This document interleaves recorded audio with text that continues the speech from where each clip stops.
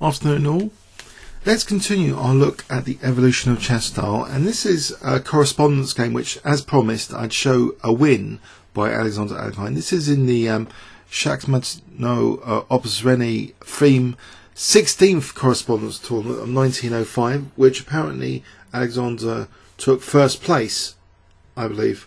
Now Manko is an interesting character. If you check on chessgames.com, believe it or not, he acts as a virtual bridge between Qxh6 and Alexander Alekhine. He's got 2 games he lost in correspondence chess around 1900 to Qxh6, and he's also had 2 wins listed against poor Alexander, who was very young then, about 13. But this is one of the wins which Alexander took against Manko, so following literally in the footsteps of Qxh6, for starting to be triumphant in correspondence chess.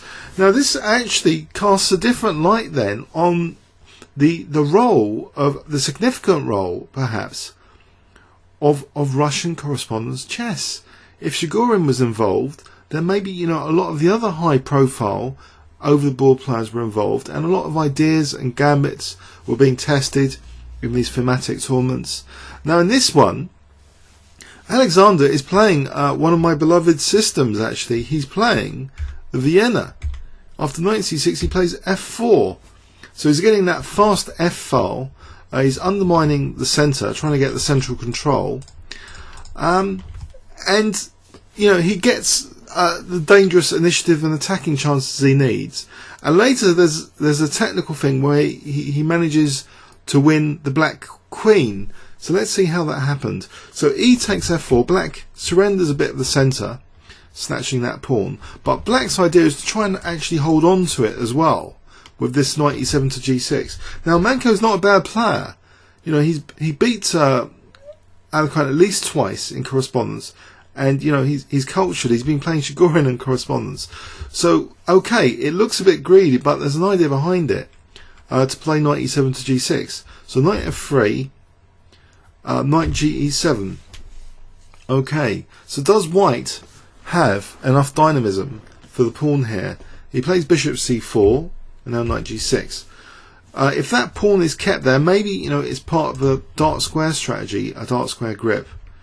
So d4 and now bishop b4, not minding to surrender the dark square bishop, just to fracture white's pawn structure a bit more, and perhaps weaken the e file more. If white loses that knight, then the e file later, and e4 in particular, might be vulnerable.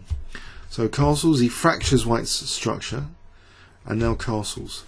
So black's sitting here looking good in one way, a pawn up, but in another way losing the dark square bishop. But also though the semi-open e file. So is the e pawn going to be a problem? Now technically in this position, there's an interesting idea to get this f pawn in, to trade it for a flank pawn by playing h4. Technically, apparently, the engine's like h4 here, but Alexander chose a more direct way of winning that pawn. Okay, he retreats the knight. Now the knight retreat maybe isn't that bad. The knight can also go to d3 potentially. But the immediate thing is to get back that pawn, even at the cost of the dark square bishop. Well, black's given up his dark square bishop anyway, so you might argue, well, does it matter? But with that loss of the dark square bishop, there was structural damage. But on the other hand, it's all swings and roundabouts. There's semi-open b file pressure, so it's swings and roundabouts for both sides here.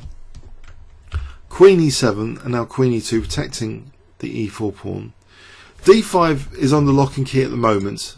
This pin isn't that useful because the bishop's eyeing d5. Actually d6 was played here, and now Alexander did decide to give up the dark square bishop, get his pawn back, and be content with a little bit of f file pressure. Okay, so he's lost his bishop pair, he's got fractured structure, but with the f file often the Vienna player is happy, I believe, and good central control. So queen g5 was played now, queen d2, which introduces actually an attack on the queen after rook takes f7, this would be quite dangerous. It's a dangerous threat because queen takes d2, then there'll be rook f2 check, and then king h8. Well, I'll show you actually. Say we give black a token move, and this is based on energy analysis earlier. So first check, which forces actually rook f7, because if king h8 then rook takes f8 as mate. Obviously that's not a brilliant move, leaving these rooks disconnected. Actually, it's not a brilliant example, but that shows the issue here, that rook takes f7 might be an issue. And so if rook f7, then bishop takes f7 followed by rook d2, winning material. So black has to be careful here with this rook f7. So he gets his queen actually away from g5, and he protects f7 as well, adds support to it. Okay, so rook b1 is played now, which might imply actually that rook b5 is on the cards. a6 deprives white of the use of b5. Now knight f3 is played. Okay, knight f3 might actually imply something like this to try and put pressure on h7. h6 is played now. Right, now a paradoxical looking move, putting the knight on the rim. Shakhmatnoe would be proud. This rule breaking move now, which has functionality, certain functionality. Knight h4. Now in correspondence chess, of course, the emphasis is a great deal more on analysis, concrete variations analysis. So I suppose in that respect it does actually teach where rule breaking is justified. You've got time to really research positions in depth and try and find those, you know, exceptional cases, 1 in 20, 1 in 30, 1 in 50 positions where you can do these rule breaking moves and get away with it. And here of course there's other tempting ideas after knight h4. Okay, it's rerouting to f5, but other questions have got to be answered, like maybe g5. I know it looks ugly, but does it win material? Probably not, because of some clever refutation. But yeah, I think correspondence is a great platform for being taking this more concrete approach. Okay, let's actually add a bit here to see what's going on tactically. Say g5, what would happen here? Bishop e2 attacking the queen. Actually, this is very, very bad for the queen. If g4 here, then knight f5 crushing advantage actually is given of +8. Because rook takes g4, now threatening rook g8, winning the queen. That's horrible. Bishop takes f5, e takes, keeping the threat, and also the queen can't move because of queen h6. Very, very dangerous, I guess. If queen takes, queen h6, queen h7, queen f6. So this is bad news for black. g5 looks intuitively bad anyway as well. Okay, it's winning material, but it's intuitively very bad. But what else does black do now? Manko's under great pressure here. White's slightly better though. It's not significantly better. Apparently it's just 0.08 here.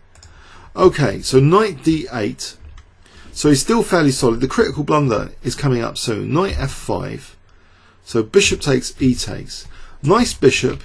You might argue, does white have a small advantage?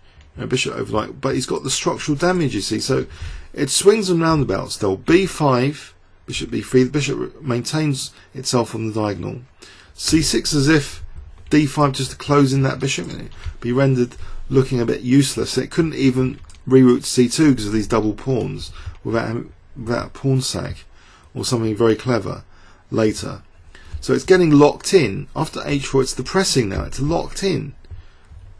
c4 black could just take with the d pawn. So is this knight actually better? Can the knight actually reroute cleverly to f7? So rook e1, and maybe, you know, black was licking his lips, you know, superior piece, looking at the position intuitively, maybe got a bit carried away. But there's a tactical factor here which saves Alexander. And in his over the board games, actually Alexander Kotov shows examples where Alexander strategically busted, but tactics comes to his rescue. But here, tactics are helping White win this game.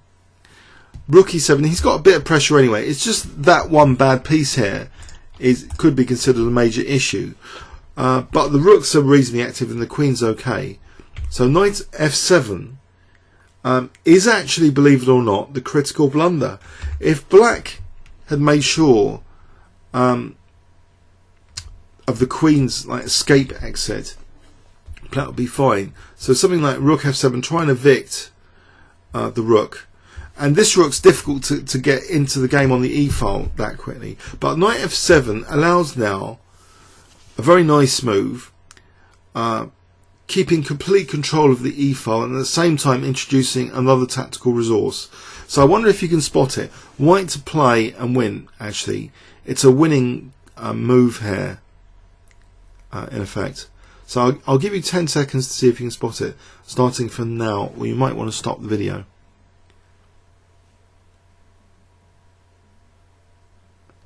Okay, queen e1. Not only it keeps possession of the e file, there's also a very nasty threat implied, which I hope you may spot. So I'll give you black's next move, actually, which looks a bit desperate, as if it's losing a piece. So maybe not. I'll give an alternative to what black played. Say black plays this. What would you play here? So 10 seconds here. I wonder if you can think about this and find a winning move here. Okay, it would be g4, because the queen is protecting h4, so this queen has no escape route. Maybe I gave a clue earlier anyway. But in the game, it was because of that desperate scenario, the g4 threat, that black decided knight g5. It's lost then, of course. It looks lost, and it is lost after g4. There's no saving check, no knight f3 or knight h3, because white king can just go to h2 and then win the queen after. So here, Manko, a seasoned correspondence player, goes down to the young Alexander Alekhine. I think he's about 13. So, but Manko is a bridge, actually, between Mikhail Chigorin and Alexander Alekhine. So maybe, we should think about correspondence chess and actually, its importance for not only, the long-established leading over the board players, but the younger players coming up. They're getting good experience from this platform of, initiative, gambits, sacrificing, dynamism, rule-breaking moves like, knight h4. Let's have a look again. So Vienna, which is one of my favourites at the moment. So black playing this sort of material holding manoeuvre, knight e7 to g6. So there's a technical idea which, if engines were allowed like they are in some correspondence organisations, it would have been found here that h4 is actually a very good move. For those technically inclined that want to know the details about h4 here, h4 is the best move. You can see this analysis window. Knight takes, so white's actually trading the h pawn for a more central pawn, and uses he's got two bishops. That's the key point. To retain two bishops and the trump cards, like pressure on f7, and then this dark square bishop's going to be kind of useful at some point. So say d6. Okay, we'll follow this through, and it starts to get very dangerous. If black has to play queen h6, it's not looking pleasant. But bishop a3, it's nice to have this dark square bishop still around. So that's the point. It will be an advantage to white. But anyway, this knight retreat was chosen, but Alexander, still had an equalish position. He regained his material, making the material accountants happy. Okay, and he's still got some dynamic pressure on the f file, and threatening actually to transfer his rook across via b5. That was cut out by a6. Now knight f3, with a paradoxical idea in mind, actually, to try and exploit the f file, in particular the outpost square f5, especially after h6. Getting a knight on f5 means g6 is usually harder.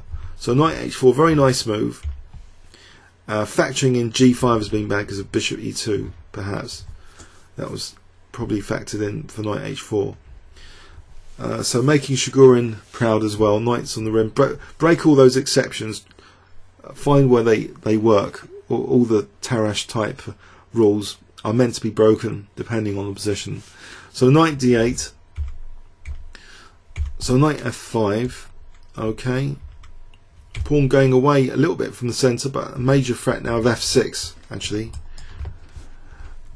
First the bishop's chased, and now c6, trying to close in the bishop, not minding actually f6 at the moment. h4, it's cunning actually, really, starting to cut some squares away from the black queen, like g5 now in particular. So after d5, okay, the poor bishop is made a bit more miserable. Rook e1, and now black's probably celebrating the bishop and thinking great ambitions for the knight, come via maybe to the centre to e4, rook e8, and then black's totally massive position. But there's a tactical issue here. The queen's placement. This manoeuvre falls down after knight f7 because of queen e1. Magnificent move for the young Alexander's playing correspondence chess. It's winning, I think, in all lines now. So knight g5 was chosen, g4 winning the queen. Fantastic. Manko had beaten Alexander at least twice in correspondence chess, goes down here in 1905. So yeah, the role of correspondence chess is not to be underestimated in the evolution of over-the-board style. And coincidentally, if you'd like to play correspondence chess online, feel free to check out chessworld.net. Shameless self-plug. I've been doing chessworld.net for a number of years, so check it out. It's a good platform for rule breaking because you have time to really research positions and find the exceptional cases where the rules, in inverted commas, can be broken. It really is depends on the position really.